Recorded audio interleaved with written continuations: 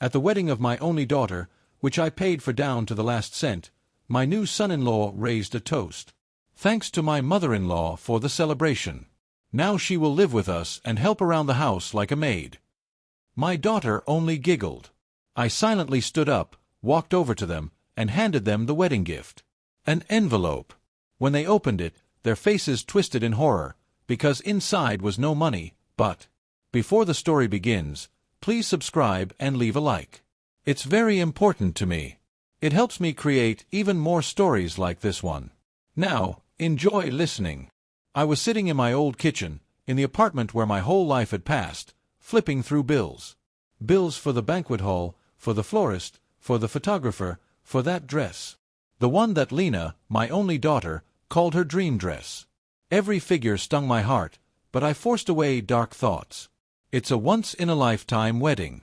I was ready to do anything for her. It had been just over a year since I lost my Misha, and Lena was the only light left in my life. At least, that's what I thought. "Mom, are you sure we have enough?" Lena's voice over the phone sounded like always, slightly whiny, with a hint of impatience. "We do, Lenachka, don't worry," I replied, staring at the bank statement that was shrinking before my eyes.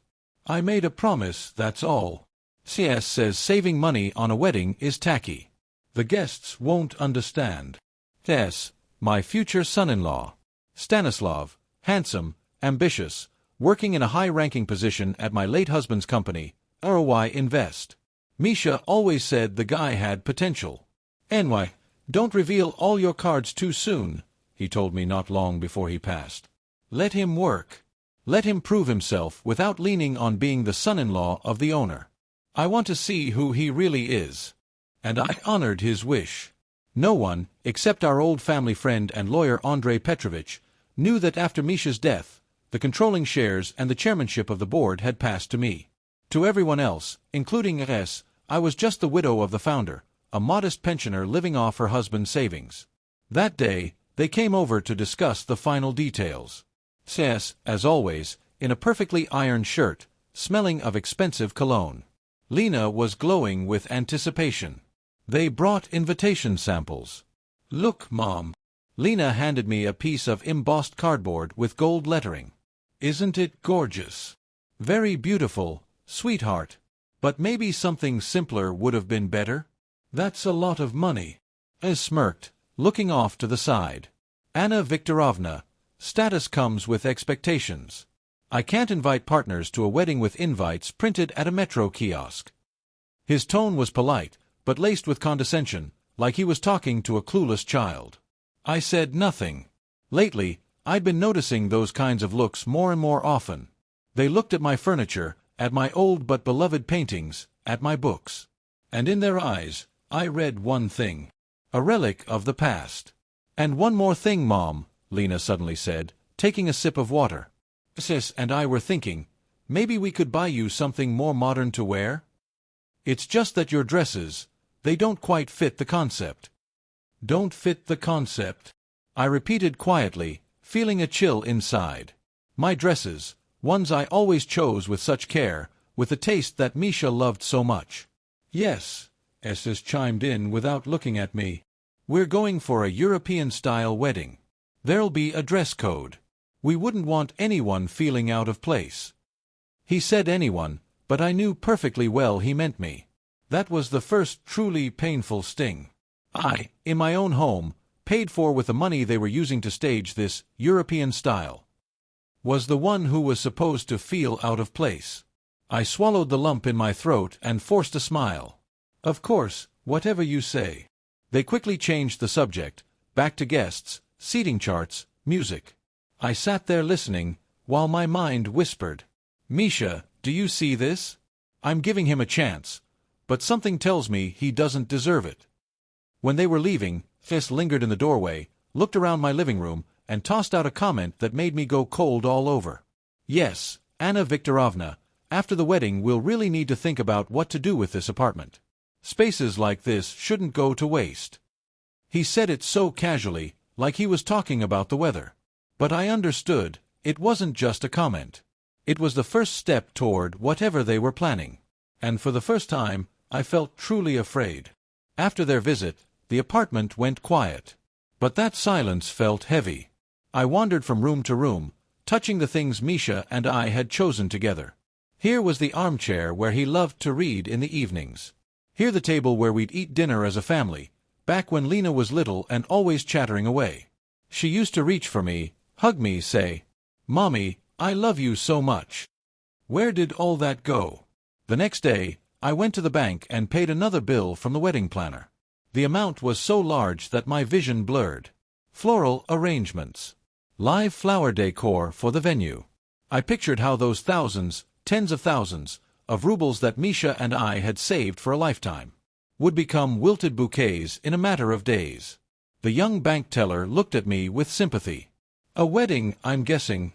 she asked. "Yes, my daughter's," I nodded. "Best wishes to the happy couple," she said in the usual way. And I thought, what kind of happiness is built on a mother's money when they've already crossed her off the list? That evening, Lena called. "Hi, Mom.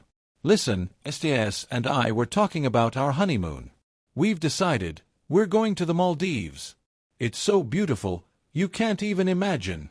She spoke with such excitement, bubbling over with joy, like she was sharing the biggest happiness of her life. "That's very expensive, Lenachka," I said cautiously. "Mom, oh come on, we only live once. STS says his status demands a matching kind of vacation. We can't just go to some Turkey trip like everyone else." Her words stung my ears. Stas's status. That status he enjoyed thanks to the job he had at the company built by my husband. That status he spoke of as if he'd achieved everything entirely on his own. "And the money?" I asked bluntly. "We've barely got anything left in the accounts." There was silence on the line. Then Lena sighed, so full of irritation, it physically hurt me. "Mom, I don't want to talk about money right now. I'm calling to share some happiness, and here you go again." "That's it. I don't have time." And she hung up. I sat there holding the phone, feeling like I'd been plunged into icy water. I wasn't a mother someone shared joy with. I was an ATM, one that had suddenly started asking uncomfortable questions. A couple of days later, they came over again. This time they brought a designer, an arrogant woman in oversized glasses, who gave my apartment a scornful glance. They were discussing the venue decor. "I want everything in blush tones," Lena announced. "And lots of crystals. So everything sparkles." The designer nodded approvingly. "Excellent choice, Yelena. Very on trend. It'll create an atmosphere of luxury and glamour." I sat off to the side and listened silently. But when they showed me the budget for all those crystals, I couldn't stay quiet. "Lena, that's the price of a small car. Maybe we could go without so many." Lena looked at me as if I had suggested decorating the venue with balloons from the nearest dollar store. "Mom, again? You want me to have the tackiest wedding of all time? So my friends can laugh about it later." "I just want you two to think about the future," I said softly. "This money could be a down payment for your own apartment." "We'll take care of our future ourselves," says cut in coldly. "Right now, we want a beautiful celebration. And you, as a loving mother, should understand that." There it was again. A loving mother. In their world, that meant silent and unquestioning. I stood up and walked over to the window so they wouldn't see my face. Outside, it was raining, gray, bleak. Just like I felt inside. That night, after they left, I couldn't sleep for a long time. I paced the apartment, feeling like the walls were closing in on me. I walked over to the bookshelf and took out an old photo album. Here was Lena, a first grader with huge bows in her hair. Here she was at her high school graduation. I'd sewn that dress myself, and she had told me it was the most beautiful one. We had been so close. When did it all break? When did she become so distant, so cold, so obsessed with status and money? I flipped through the pages, and suddenly stopped. There was a photo of the three of us, me, Misha, and Lena, around 15 years old. We were at our summer house, smiling, happy. Misha had his arms around both of us. I remembered his words. "Family, ANYA, that's what matters. It's a fortress." Where is that fortress now? Its walls were crumbling before my eyes. I was about to close the album when I suddenly heard voices at the door. Had they forgotten something? I walked toward the door and listened. Lena was speaking, quietly, but clearly. They were standing right outside on the stairwell. "Yes," she started again about the apartment. "I'm sick of it." "Just hang in there, Bunny," he replied. "Not much longer now. After the wedding, we'll sort out the apartment issue quickly. For now, let her pay. That's what moms are for, right? To pay for everything. She lives for you, doesn't she?" "Doesn't she?" Lena giggled. The elevator doors slammed, and their footsteps faded. And I stood there by the door, frozen. My world turned upside down. Moms are for paying for everything. That phrase echoed in my mind like a drumbeat. And suddenly I understood. This wasn't just spoiled behavior. It was a cold, calculated plan. And in that plan, I was assigned the role of a resource. A resource that would soon run dry and become useless. The following days became a string of humiliations, disguised as pre-wedding fuss. The peak came with a trip to the bridal salon to pick out Lena's dress. It was the kind of boutique where champagne is poured the moment you step inside, and the consultants speak in velvety, whispering voices. Lena flitted between racks of lace and silk, while I sat on a tiny velvet love seat, feeling completely out of place. After an hour and a half of fittings, she finally emerged wearing it. The dress was undeniably beautiful. A voluminous skirt, an embroidered corset, a long train. She twirled in front of the mirror, her eyes shining. "Well, Mom, is this the one?" I glanced at the price tag, which the consultant had carelessly left visible. The number was astronomical. It equaled an entire year, maybe 2, of my pension. "Lenotchka, it's very beautiful," I began carefully. "But maybe we could look at something else? There are other lovely gowns, but—" "But what?" Her voice turned sharp in an instant. "Cheaper. You're talking about money again. Mom, I'm getting married once in my life. I want to feel like a queen, not some poor relative." She was practically yelling. The consultants and other customers started turning to look. I didn't feel ashamed for myself. I felt ashamed for her. Tess, who had been silently flipping through a magazine in the corner, stood up and walked over. "Lena, calm down," he said to her. Then turned to me. His gaze was icy. "Anna Viktorovna, I don't see the problem here. Surely you want your daughter to be happy." "I do," I said, my voice trembling. "But I also want them to have a future. This money, it could go toward a mortgage." "We'll decide for ourselves where to invest our money," he snapped. "And right now, be so kind as to pay for the dress.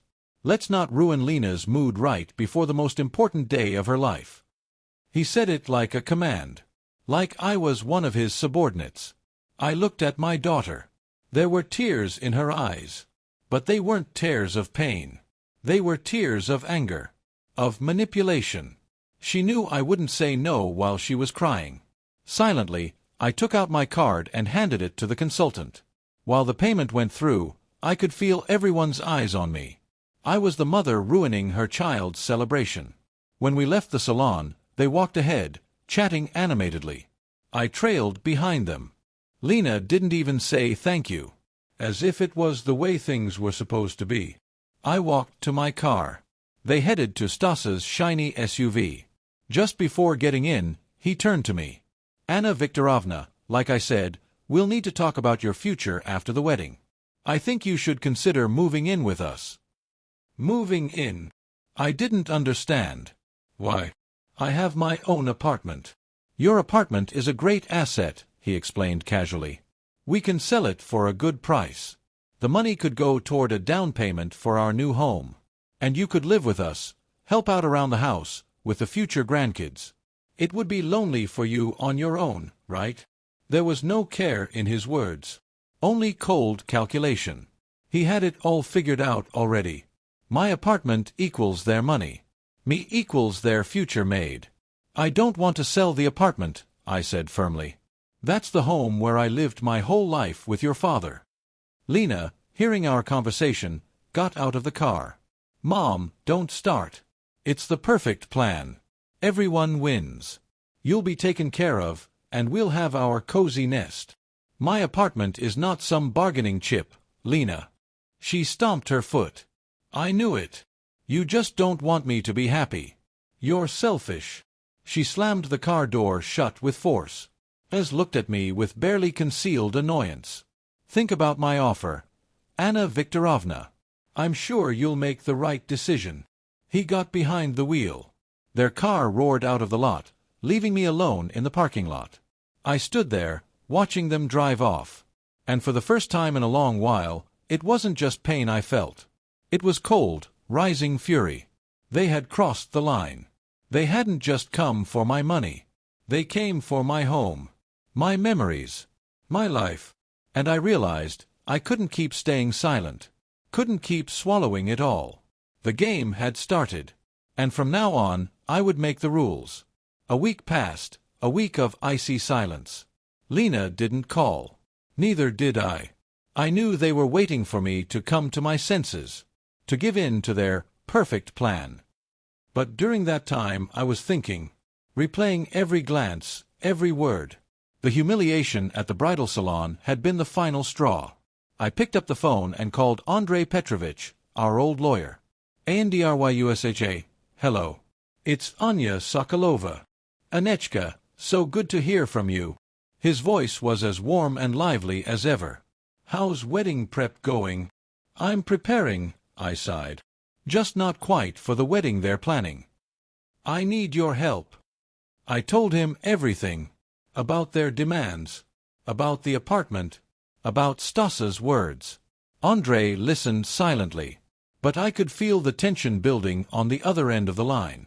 I understand, he finally said, and there was steel in his voice. Misha feared something like this might happen. He said STS had drive, but no heart. Looks like he was right. What do you want to do, Anya? I want to protect myself. And Misha's memory, I said firmly. And I want them to learn a lesson. Good. Then listen to me carefully. No verbal agreements. No promises. All financial transactions go through me. And prepare all the documents for the apartment and the shares. It's time to bring out the trump cards. After that call, I felt lighter. I was no longer alone. I had a plan, and I had support. Exactly 1 week before the wedding, they showed up again, without warning. I was watering the plants that evening. They walked in as if it were their house. Mom, we need to talk, Lena announced from the doorway. Come in, I said, gesturing toward the living room. They sat on the couch. CS casually crossed one leg over the other. Lena clasped her fingers tightly. We've discussed the situation, CS began, using the tone of a CEO at a board meeting. And we've decided that selling your apartment is the best option for everyone. I've already said, I'm not selling my apartment, I answered calmly. Mom, don't be stubborn, Lena snapped. It's ridiculous. What do you need such a big place for? Utilities, taxes. You're barely getting by. And where did you get that idea? I raised my eyebrows. Well, you're a pensioner, she faltered. You don't have any other income. You really don't know your mother at all, Lena. CS changed tactics. He leaned forward, trying to look sympathetic. Anna Viktorovna, please understand, we care about you. You'll be living with us, in a large, beautiful house. We can hire a caretaker for you if needed. You won't have to worry about a thing. Thank you for your concern, Tess, I said with a bitter smile. But I'll manage to take care of myself just fine. Besides, I have the dacha, a lovely little house where I can spend my summers. They exchanged glances. Speaking of the dacha, Lena chimed in. We were thinking, it should be sold too. What do you need it for? It's just more work and responsibility. The money would really help with renovations in the new house. That was too much. The dacha was sacred. Misha built it with his own hands. Every tree, every bush, we planted together. The dacha. I stood up, feeling blood rush to my face. You want me to sell the memory of your father? Of your grandfather? Mom, stop being dramatic, Lena burst out. What memory? It's just an old house with a yard. To you, it's just an old house. To me, it's my life. My voice rang out. I will not sell the apartment. I will not sell the dacha. This is not up for discussion. It was the first time in years I'd spoken to them in that tone. They were stunned. Lena's face flushed in patches. Tess frowned. I don't get what your problem is. Lena shouted, jumping to her feet. We're offering you the perfect solution, and you're being difficult. You just don't want me to be happy. You're jealous. Jealous. I laughed, but it was a bitter, cold laugh. Of what, Lenotchka? Your greed. Your indifference. Enough. Tess barked, standing up too. I won't let you talk to my wife like that. You seem to have forgotten who's making the decisions in this family now. That's you who seems to have forgotten, Stanislav, whose money you're living on and whose company you work for. I said coldly. He froze. His face twisted. He opened his mouth to say something, but I beat him to it. The conversation is over. The wedding will take place as planned, because I gave my word. But that's where my financial support ends. And let me be clear. Not one more kopeck beyond what's already paid will come from me. Now kindly leave my home. Lena burst into tears and rushed to the door. I hate you. You've ruined everything, she screamed from the staircase. Tess shot me a furious look, full of hatred, and walked out after her. I closed the door behind them and leaned my back against it. My hands were trembling. My heart was pounding. But through all the shock, I felt a strange sense of relief. I had stood up. I had defended myself. The war had been declared. And I was ready for it. After that fight, the house fell into silence. But this time, it wasn't the heavy silence of waiting. It was the calm before the storm. They didn't call, and I was glad. I needed time to collect myself, to prepare. I knew they wouldn't back off easily. Their plan to seize my property meant too much to them. I met with Andrei Petrovich at his office. It was an old building in the center of Moscow, with high ceilings and the smell of old books and leather. He greeted me at the door and gave me a fatherly hug. You holding up, anyway? I'm holding up, NDRYUSHA. What else can I do? We sat down at his massive oak desk. I laid out all the documents in front of him, the property certificates for the apartment and the dacha, bank statements, and most importantly, the documents confirming my ownership in Tseroyinvst. Andrei studied everything carefully, sorting the papers into neat stacks. Everything's in perfect order, he said. You're fully protected. But what if they try something tricky? Like what? They could try to declare you legally incompetent, he said bluntly. Your age. The recent loss of your husband. They could hire doctors, gather neighbor testimony. It's dirty, but it's a common tactic. A chill ran through me. Could Lena really do something like that? Maybe not Lena herself. But her dear husband? Absolutely. From what you've told me, he'll do anything for money and status. That's why we need to act preemptively. He slid a few papers toward me. Here. I've prepared a power of attorney in my name, so I can handle all your legal matters. And this is an official notice for Stanislav, but we'll deliver it at the right moment. When's that?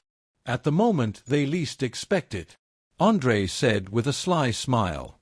At the wedding, you'll hand them your gift.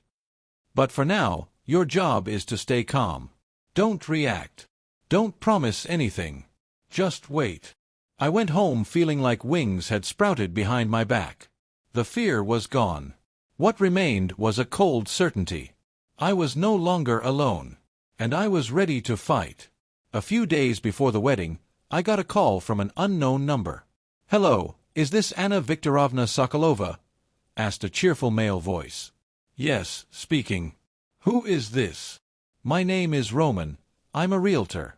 I'm calling regarding the sale of your apartment on Tverskaya. Your daughter Yelena submitted a request. I was wondering if we could meet to discuss the details. I paused for a second, gathering my thoughts. They had done it. Gone behind my back. Young man, I replied in the calmest voice I could manage, my daughter must be mistaken. My apartment is not for sale. But she insisted she had your permission. She lied to you. Goodbye. I hung up the phone. My hands trembled slightly. It was so vile. So low. I immediately called Andrey. They did it, I said. A realtor just called me. I thought they might, Andrei replied calmly. This works in our favor. I'll contact the agency and submit an official request. Their attempted fraud will be documented. Just one more nail in their coffin. Anechka, hang in there. It's almost over. I felt like a character in a spy novel. Me, a quiet, homey woman, suddenly found herself in the center of a web of deceit and schemes. But strangely, I wasn't afraid. The years I spent with Misha, who ran a major company, had taught me a lot. I knew how to listen, how to analyze, how to wait. And now I was waiting. On the eve of the wedding, Lena finally called. Her voice was deliberately sweet. Syrupy. Hi, Mommy. You're not mad at us, are you? We've just been so stressed with all the wedding stuff. I'm not mad, Lena, I replied evenly. Oh, good, she chirped. Listen, I actually wanted to ask you something. We're just a little short for the limo rental. Could you help out? No, I said firmly. Silence on the line. What do you mean no? She asked, disbelieving. I said my financial help is over. The limo is your problem. But it's the wedding. Exactly. Your wedding. You pay for it. She hissed something angrily and hung up. I placed the phone on the table. I knew tomorrow would be the hardest day of all. The day I would have to look into my own daughter's eyes and see a stranger there. But I was ready. In the drawer of my dresser, in a beautiful cream-colored envelope, lay my wedding gift. A gift they would remember for the rest of their lives. The wedding day greeted me with a cold, gray sky. It felt like even nature sensed the falseness of the celebration. I wore a simple, but elegant, dark blue dress. No modern outfit, no flashy fashion. I didn't buy anything new. I wanted to be myself. In a small purse, I placed my phone, a lipstick, and that envelope from Andrei Petrovich. The restaurant they had chosen was the embodiment of tasteless luxury. Gilding, crystal, ornate moldings. The guests matched the setting, loud, overdressed, wearing stiff, forced smiles. Lena greeted me at the entrance. She stood there in her queen's gown, beautiful like a cold statue. Mom, you came, Lena said, without even smiling. Come on in. Your seat is at table 7. Table 7. The farthest one, next to the kitchen exit. Sitting there were some distant relatives from Stas's side, people I had never seen before. I walked over in silence and sat down. None of them even looked at me. The ceremony was short and soulless. They exchanged vows that sounded like memorized lines. The guests shouted, "Bitter! Bitter!" They kissed. But there wasn't a drop of warmth in that kiss. Then the banquet began. Toasts, each more pompous than the last. Everyone praised the perfect couple. Two halves of one whole. I sat and watched the spectacle, feeling like a spectator in the very last row. At one point, the host announced, "And now, the groom will say a few words." He stood up, holding a glass of champagne. He scanned the hall with a confident gaze. "Dear friends," he began loudly, with assurance, "I want to thank all of you for being here to share this joyful day with us. Especially, I want to thank my beloved Lena for choosing me." He paused, soaking in the attention. "And of course, I can't forget to thank my dear mother-in-law, Anna Viktorovna." He turned toward me and smiled, but it was a predator's smile. "Thank you, Anna Viktorovna, for this wonderful celebration you've given us. Your generosity truly knows no bounds." Applause rippled through the hall. I didn't move. "And as a token of our gratitude," he continued, raising his voice, "Lena and I have made an important decision. We won't leave our mother alone in her honorable age. Starting tomorrow, Anna Viktorovna is moving in with us." A surprised murmur swept through the hall. Yes, yes, friends, you heard that right. STS beamed. She'll live with us, surrounded by care and love. She'll help Lena around the house. And with the future grandkids. After all, what else are mothers-in-law for? He laughed, his loud, smug laugh. And in that moment my daughter, Lena, looked at him with adoration and giggled. A thin, piercing giggle. An awkward silence fell over the room. Some guests averted their eyes. Someone coughed. But most were staring at me, waiting for a reaction. They expected tears. A scene. A scandal. But I felt nothing. Inside, everything had burned away. Only cold, ringing ice remained. Slowly, very slowly, I stood up, squared my shoulders, picked up my purse, and without looking at anyone, walked across the hall toward the head table. All eyes were locked on me. The music had stopped. My every step echoed through the silence. I reached them. Lena looked at me with defiance. SAS smirked in victory. I didn't say a word. I simply opened my purse, took out the cream-colored envelope, and laid it on the table in front of them. This is my wedding gift. My voice came out surprisingly even. I think you should read it right now. Tess, smug as ever, reached for the envelope. He clearly thought it held car keys, or documents for the apartment he assumed I had finally agreed to sell. With a careless flick, he tore it open. Lena peeked over his shoulder, and I saw their faces change. The smile slid off Stoss's face. His eyes widened in terror. Lena recoiled, her hand flying to her mouth. Her face turned white, white as a sheet. She looked at me, and in her eyes I saw fear. Raw, animal fear. I simply turned away, and walked slowly toward the exit, under the stunned gazes of 100 guests. I didn't look back. I knew the show was just beginning. But now, this was my show. I stepped out into the cool night air. The loud music and the hum of voices stayed locked behind the heavy oak door. I took a deep breath. Then another. The air was crisp and cold. It cooled my burning cheeks. I didn't call a taxi. I simply walked. Down the path from the restaurant to the road. Around me, silence. Only the soft rustle of leaves underfoot and the distant sound of highway traffic. I walked without thinking. My mind was empty. All the emotions, all the pain, all the anger that had built up over months, gone. What remained was a ringing stillness. A strange, almost physical lightness. At home, I stepped into my quiet, familiar apartment, took off my shoes, walked into the living room, and sat down in Misha's chair. Only now did the full horror of what had happened begin to sink in. A good maid is expensive these days. Those words echoed in my head. And Lena's laugh. That thin, cruel giggle. My daughter. My little Lenotchka. I didn't cry. There were no tears. What I felt was worse. A sense of total, complete emptiness. As if my soul had been ripped out. And all that remained was a hollow hole. I sat in the dark, without turning on the light, staring at the portrait of Misha that stood on the dresser. "Do you see, Misha?" I whispered. "You see everything. This is what your promising protégé became. And this is what our daughter turned into." I stood up, walked over to the bookshelf, and took out the very photo album they wanted to throw away. I sat back down in the chair, and slowly began turning the pages. There was Lena, taking her first steps, holding my fingers. There she was in first grade, clutching gladiolus flowers, nervous and proud.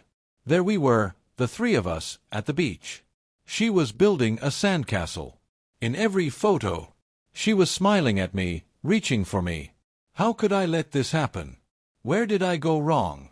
Maybe I loved her too much, let her get away with too much, tried too hard to make up for her father's absence, to give her the very best. And in the end, I raised a monster in a beautiful shell. I reached the last page. There was a photo taken just before Misha passed away. We were sitting on the veranda at the dacha. Lena was already seeing SAS. He was in the photo too, standing just behind her, his hand on her shoulder. And even then, in his eyes, there was something predatory, calculating. But I hadn't seen it. Or maybe I didn't want to see it. I closed the album. I couldn't look at it any longer. I realized that the family in those photographs was gone. It was dead. And today, at that phony, tacky wedding, was its funeral. Suddenly, the phone rang. I flinched. Lenotchka flashed on the screen. I stared at the display, at that once-beloved name, and my finger wouldn't move to answer. The phone rang and rang, long and insistent. Then it went quiet, and rang again. This time, SAS. I rejected the call. A moment later, the messages began pouring in. Mom, pick up the phone. What does this mean? You had no right. Anna Viktorovna, we need to speak immediately. They were panicking. Their perfect world was falling apart. Their plan had cracked. I sat in the dark room, and for the first time in a very long time, I didn't feel pain. I felt power. I put the phone down, turned off the sound. Let them yell. Let them scream into the void. I couldn't hear them anymore. I sat in that chair until dawn. Outside, the cold gray light of morning crept in. I stood up, walked to the window. Moscow was waking up. People were rushing to work. Cars filled the streets. Life was moving on. And mine would too. But it would never be the same. Something had clicked inside me. A switch had flipped. The door to the past had slammed shut. Tamara, the mother willing to do anything for her daughter, was gone. Born in her place, Anna Viktorovna Sokolova, a woman betrayed by the people closest to her. And this woman would fight, not for revenge, but for justice. That Monday morning, I wasn't sitting in my kitchen with a cup of tea. I was in Andrei Petrovich's office. I wore a sharp pantsuit, the one I hadn't touched since the days I used to accompany Misha to business meetings. In that suit, I felt armored. You look like a real fighter, Andrei smiled, pouring me coffee. I am a fighter, I replied calmly. They left me no choice. We sat down at the negotiation table. So, Andrei began. They called me all day Saturday and Sunday. First, SS, he was shouting, threatening legal action, saying you'd lost your mind. I told him to calm down and hire a good lawyer. Then Lena called, crying, begging me to cancel everything, saying it was all a big mistake. What was in the envelope? I asked, though I already had an idea. Andrei slid copies of the documents across the table. The first, an official notice to Stanislav of his immediate dismissal from the position of vice president at SRYNVST. Under the clause, actions damaging to the company's reputation and unethical conduct. Signed by the chairwoman of the board, Anna Viktorovna Sokolova. I nodded. The second, Andrei continued, was a formal letter addressed to Yelena and Stanislav, with a detailed invoice for the full cost of organizing their wedding celebration. The total, just under $280,000. And the cover letter? I asked. It states that, since they consider you a maid, you are charging them for your services and all incurred expenses.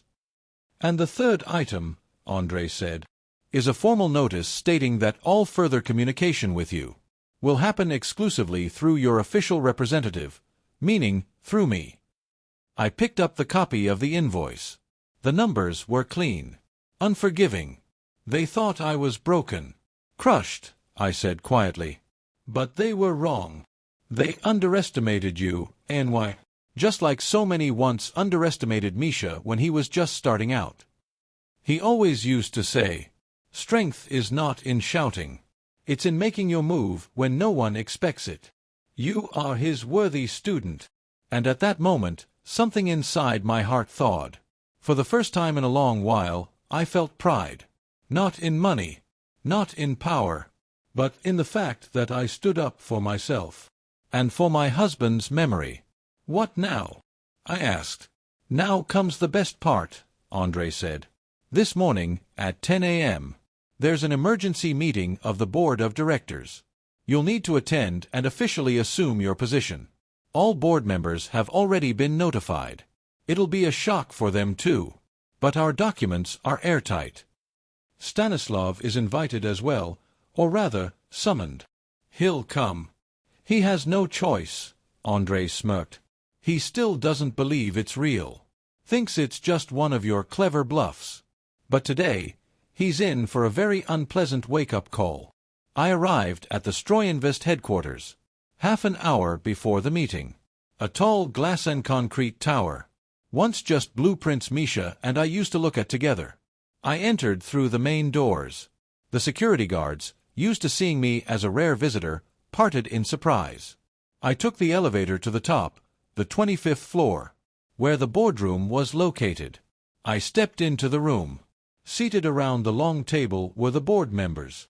Gray-haired, serious men in expensive suits. They all knew me only as the widow of Mikhail Sokolov. When they saw me, they exchanged surprised glances. I walked silently to the chair at the head of the table. The chairman's seat. My husband's seat. And I sat down. At exactly 10 o'clock, the door opened, and S.S. walked in. He was pale. His eyes bloodshot from a sleepless night. When he saw me in that chair, he froze in the doorway. His face twisted with disbelief, shock, and fear. "Anna Viktorovna," he stammered. "What are you doing here?" I looked at him not as a mother-in-law looks at her son-in-law, but as a superior looks at a disgraced employee. "I'm at my workplace, Stanislav," I replied coldly. "But what you're doing here? Now that's a very good question. Please, take a seat. This meeting is now in session. We have only one item on the agenda. Your dismissal." He staggered slightly, grabbing the back of a chair for support. The board members looked from me to him, not fully understanding what was happening. Andrei Petrovich stood up and began reading aloud. The official documents confirming my legal inheritance rights, and my appointment as chairwoman. With every word, Stasa's face grew paler, and paler, and paler. He understood. This wasn't a bluff. This was reality. And in this reality, he was nobody. The board meeting was short and brutal. Andrei Petrovich methodically laid out the case, point by point. He avoided any mention of family drama, sticking strictly to facts. Attempted fraud with the apartment, documented by the realtor. Abuse of corporate authority for personal gain. And finally, publicly insulting the majority shareholder and chairwoman of the board, causing direct damage to the company's reputation. I sat there, pressed into his chair, silent. All of his fake confidence had evaporated. He looked like a schoolboy caught cheating on an exam. "Do you have anything to say in your defense, Stanislav?" I asked calmly after Andrei finished. My voice was steady, emotionless. He looked up at me, eyes full of despair. It's all a misunderstanding, a family conflict." "Family conflicts, Stanislav, are not aired in the form of humiliating wedding toasts," I interrupted. "And they are most certainly not resolved by trying to steal property from your relatives. You crossed the line between the personal and the professional. You've discredited yourself as a top manager and as a human being." I looked around the room. "I'm putting it to a vote. Effective immediate termination of Stanislav Romanov's employment contract. All in favor?" Hands rose one by one. Then all at once. Unanimous. "This meeting is adjourned," I said. "Stanislav, please turn in your company badge, corporate phone, and car keys. To the head of security. You're dismissed." He stood up, unsteady on his feet, walked past me without raising his eyes, and left the room. The security guard followed him silently.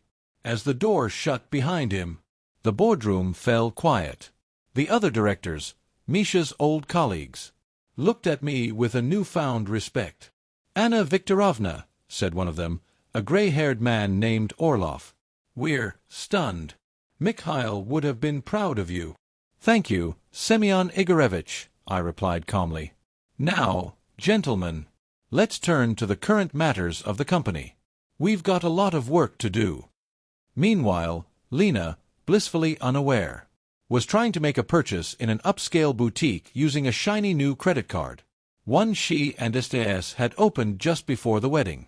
Her surprise was palpable when the first transaction was declined. Then the second, and the third. "There must be a problem with your terminal," she snapped at the saleswoman. "The terminal's working fine," the woman replied politely. "The issue may be with your account." Fuming, Lena stormed out of the store and dialed Stas's number. But his phone was already disconnected. She dialed his personal line. No answer. Panicking now, she rushed home, to their overpriced rented loft apartment, where the rent was astronomical. But at the building entrance, she was met with yet another surprise.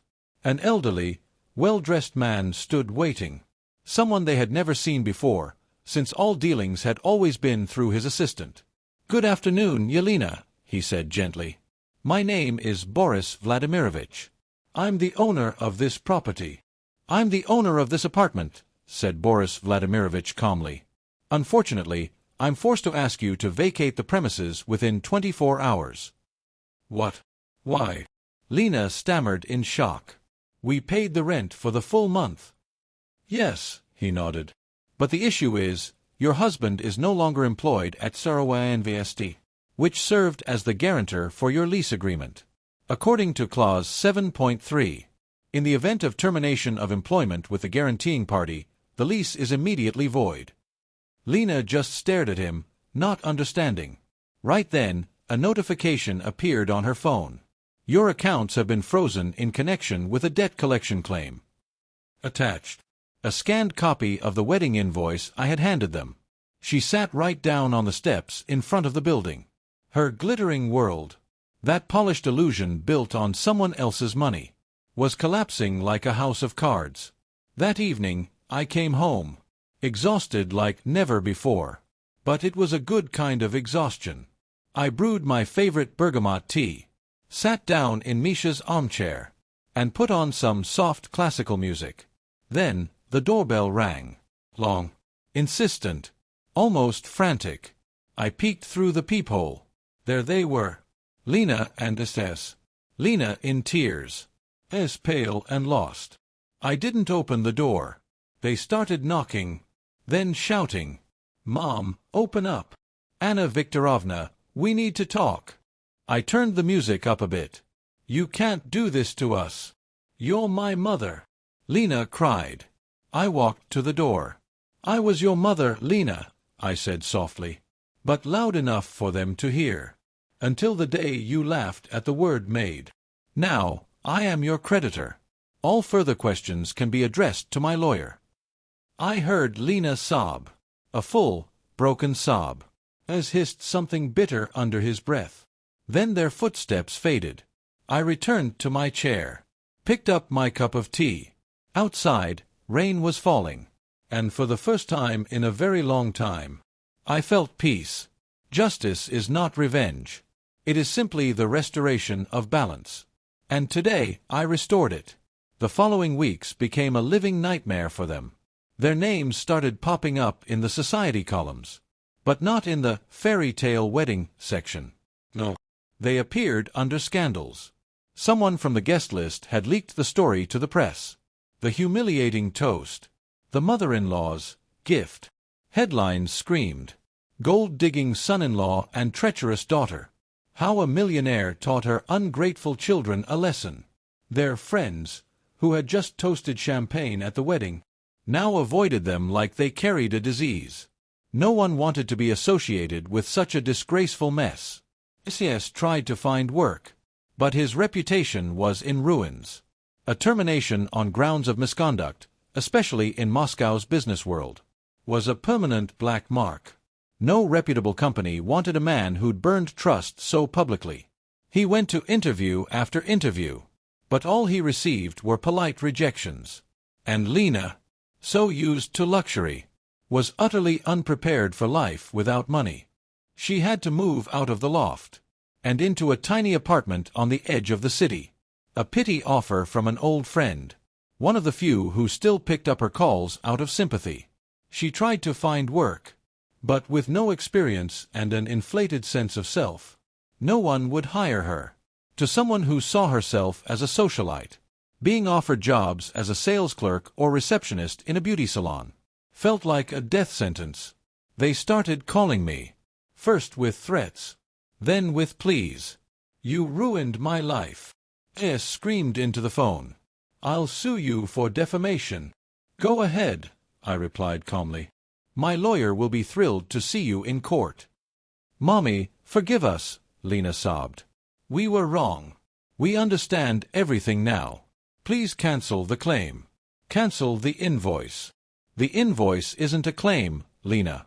It's a debt, and it will be repaid, to the last cent."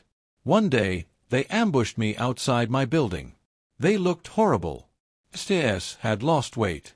He was gaunt, pale, wearing a wrinkled tracksuit. Lena had no makeup on.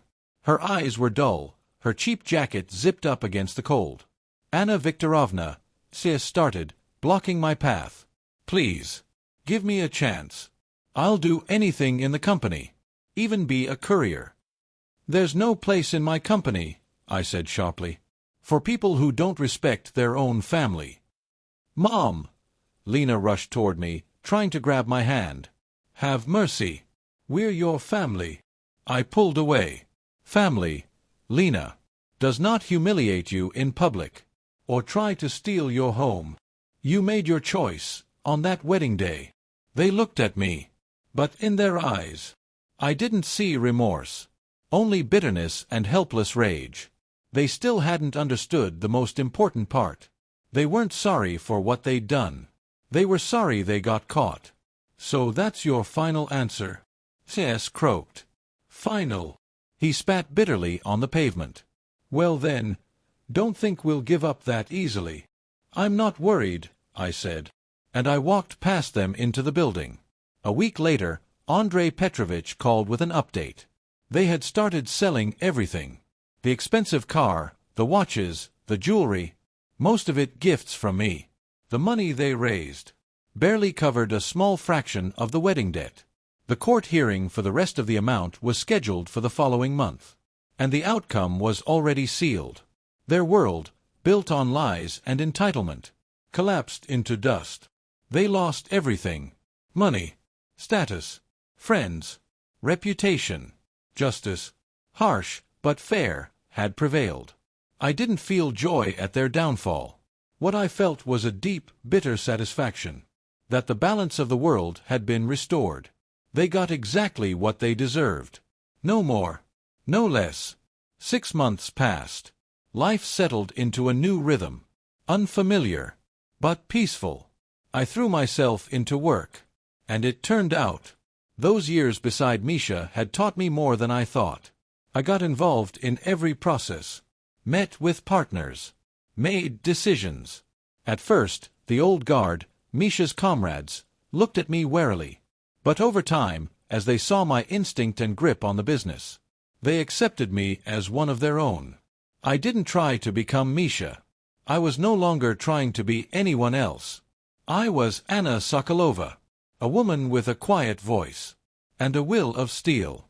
I sold the family SUV that never came to be, and the dacha they had once scorned. But I didn't spend the money on myself. With those funds, I founded the Mikhail Sokolov Foundation, a scholarship and mentorship program for young, talented architects and engineers, to help them pursue education and internships. It was the best thing I could do. To honor his memory, my apartment changed too. I did a small renovation, updated the furniture, but kept every item that held sentimental value. It became warm again, a place of peace and light, my fortress, where lies and betrayal had no place. I heard almost nothing about Lena and S after that. Andrei Petrovich told me they divorced. S, according to rumors, left Moscow and returned to his provincial hometown, where he got a job at a small factory. Lena stayed in the city. She rented a room, took a job as a sales clerk in a clothing store, Her old friends forgot her the next day. After the scandal, I didn't seek her out, and I didn't reply to the rare, self-pitying messages she sent. I had built a wall, not out of hatred, but out of self-respect. One day, as I was sorting through the mail, I found a plain, cheap envelope. Not cream-colored, not fancy, just ordinary. My name was scrawled across the front, in uneven, almost childish handwriting. I opened it. Inside, one torn page from a school notebook. Mom, I don't know if you'll read this. I'm not asking for forgiveness, because I know I don't deserve it. And I'm not asking for money. I just want you to know. Every day, I remember that laugh at the wedding. My laugh. And it makes me sick with shame. I don't know if I'll ever be able to look you in the eyes again. But I've started working. And I will repay everything, every single kopeck. Maybe, when I've repaid my debt, I can earn back even a sliver of self-respect. Your daughter, Lena. I sat for a long time, holding that letter. There was no manipulation in it. No self-pity. Only pain. And maybe, for the first time, real remorse. I didn't cry. I simply folded the letter and placed it in my desk drawer. Maybe one day, years from now, but not yet. Now, I had my own life. A new life. Fulfilling. Meaningful. I worked a lot. I traveled. I met interesting people. I began going to the theater again, to exhibitions. Things I never had time for before. I didn't just gain financial independence. I found myself again.